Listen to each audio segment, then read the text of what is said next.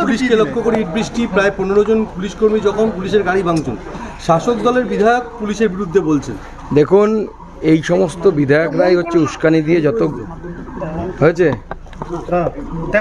Battery লো হয়েছে, এই ধরনের পুলিশরা, এই বিধায়করাই উস্কানি দিয়ে যত গণ্ডগোলের ঝামেলার সৃষ্টি করে।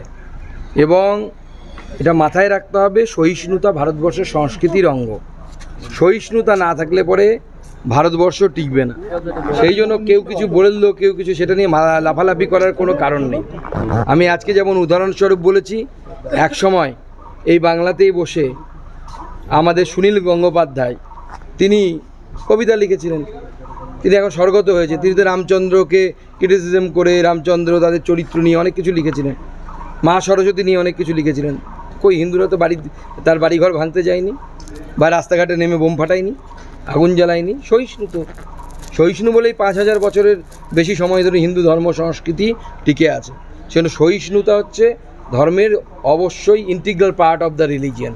যদি কোনো ধর্মকে হাজার হাজার বছর টিকে থাকতে হয়, তাকে সহিষ্ণু হতে হবে।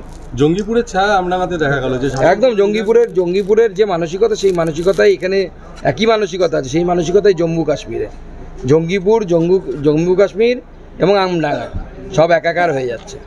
এবং পুলিশকে আরও স্ট্রিক্ট অ্যাকশান নিতে হতো। 1-2 গুলি চলতো, দেখতে সব ঠান্ডা হয়ে যেত, সব মস্তানি বিপ্লব সব বন্ধ হয়ে যেত।